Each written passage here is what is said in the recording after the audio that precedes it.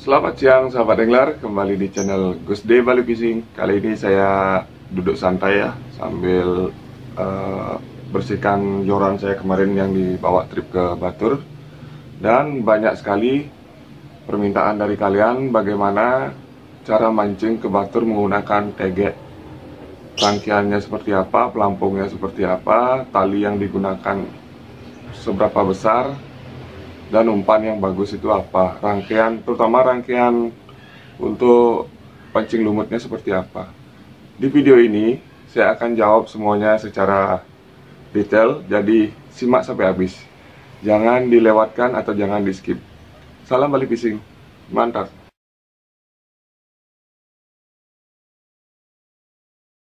Nah, ini dia peralatan saya kalau saya berangkat ke danau Batur atau danau lainnya, bendungan. Di sini ada joran tegek dari segala ukuran, 360 dan 450. Itu yang direkomendasikan untuk mancing di danau atau di bendungan, karena di bendungan dan danau itu rata-rata luas dia. Kalau kita pakai tegek yang pendek, kita tidak bisa menjangkau target spot yang akan kita lempar pancing. Jadi yang saya rekomendasikan adalah joran tegek yang ukuran 360 minimal, dan yang panjang boleh 450 atau 540, serah kalian. Tapi saya cuma bawa dua, yang 450 dan 360. Ini dia joran-joran tegek saya. Kebanyakan mereknya dari Exory ya, karena Exory itu biasanya tegeknya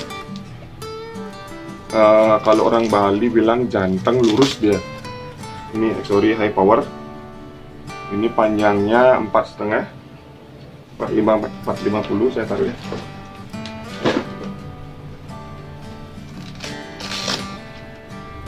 Nah ini mudah-mudahan kelihatan ya. Saya pakai kamera depan. Ini 360, yang ini 450. Ini modal untuk mancing bendungan. Kita nggak pernah tahu spotnya seperti apa, ataukah lebar, apakah pendek. Kalau yang agak pendek saya pakai 360, seperti vlog saya yang kemarin, saya pakai 360, 450 saya taruh. Terus itu seputaran tegeknya. Terus yang kita bahas yang kedua adalah senar. Nah, kalau kita pakai joran tegek tidak menggunakan reel, biasanya kita harus memakai senar yang besar atau yang kuat. Kalau saya menggunakan senar, nggak mahal-mahal sih senarnya, karena setiap saya trip saya ganti. Ini mereknya murah sekali ini, tapi kuat, sudah terbukti.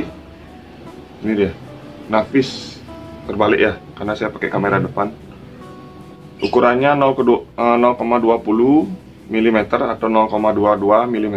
Itu yang saya rekomendasikan, karena nanti pada saat kita strike ikan di atas 5 jari, kita tidak ada kesempatan untuk mengulur tali tersebut. Kita main paksa artinya. Dan resiko biasanya putus di mata kail atau putus di ujung joran. Itu biasanya yang kalau pakai joran tegek.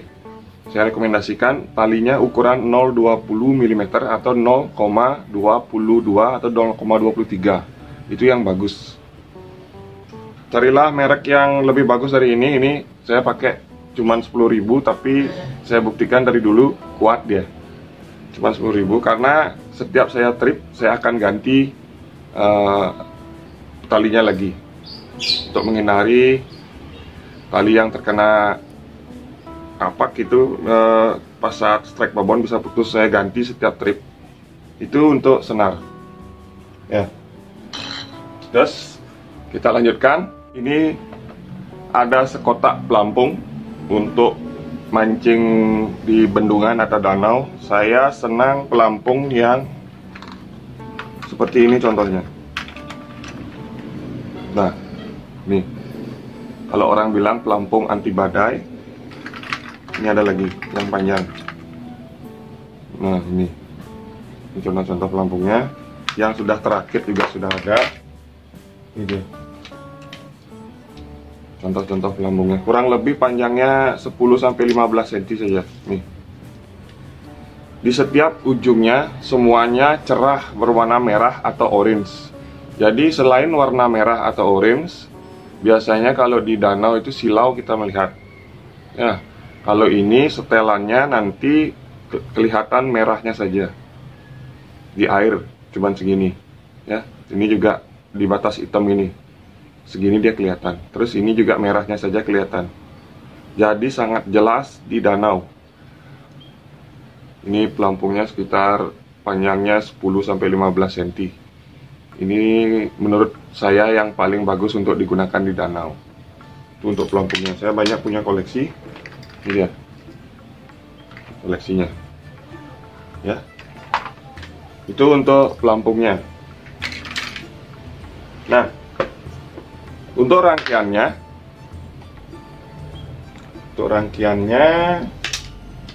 biasanya saya menggunakan 2 mata kail atau 1 mata kail tergantung situasi pada saat itu. Yang 1 mata kail biasanya ikan lagi malas-malasnya makan. Karena kalau kita pakai 2 mata kail, ikan biasanya lebih malas dia makan. Kalau 1 itu terlihat tidak isi kailnya. Itu teori saya. Dan kalau ikan lagi rame-ramenya makan, kita mendingan pakai 2 mata kail untuk mengantisipasi supaya saat terlepas di kail satunya, ikan itu bisa kena di kail satunya lagi. Itu antisipasinya. Dan kail yang digunakan itu biasanya wormer dia. Kalau tipe wormer, tipe yang tipis-tipis. Jangan pakai kail yang tebal-tebal. Kalau mancing nila itu pakailah, saya pakai di sini senangnya 2 merek saja biasanya. Kalau tidak Fuguro, saya menggunakan Sapolo. Kebetulan saya ada Fuguro, ini yang nomor 6 dan nomor 5. Ya, terbalik mungkin di sana. 6 dan 5 yang wormer. Terus untuk 2 mata kailnya dan 1 mata kailnya saya perlihatkan setelannya seperti apa. Ini dia, mudah-mudahan jelas ya. Ini 2 mata kail. Mudah-mudahan jelas di kamera. Nih, di atasnya kita isi kili-kili. Ini cotton budnya, diapit dengan stopper. Ini cotton bud. Saya menggunakan PE1. Nah, mata kailnya tidak boleh sama. Kalau sama, rugi kita sama. Ini tujuannya memegang lumut lebih erat ya. Ikan bisa kena di mana saja, bisa di bawah, bisa di atas. Tadi ukurannya segini, menggunakan PE. Nah, ini rangkaiannya seperti ini. Ya, mudah-mudahan jelas ya di kamera. Terus yang untuk 1 mata kail sama, kili-kili, cotton bud, cukup pendek saja, dan 1 mata kail. Ini yang saya bawa biasanya ke danau. Mudah-mudahan jelas di kamera. Dan nanti rangkaiannya akan seperti ini. Ini yang sudah jadi. Ini yang 1 mata kail. Saya buka dulu. Rangkaiannya seperti ini. Ini kail yang sudah saya rakit. Nah, ini senarnya diikat di sini. Ini timah lempengan, diganjal dengan stopper. Terus ada stopper bawah. Stopper bawah untuk pelampung supaya pelampung tidak turun sampai di pemberat dia. Ya. Ini stopper atas. Cukup segitu saja. Setelannya simple. Mudah-mudahan ini membantu bagi pemula yang ingin ke Danau Batur tapi bingung bawa piranti apa.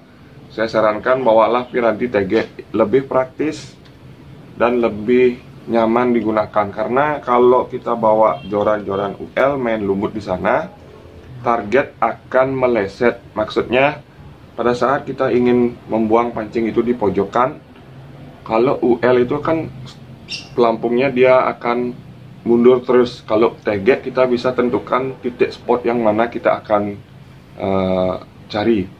Seperti itu kelebihan tegek. Cuman kelemahan tegek adalah pada saat strike babon atau ikan monster. Saya beberapa kali sampai putus karena tidak ada reelnya.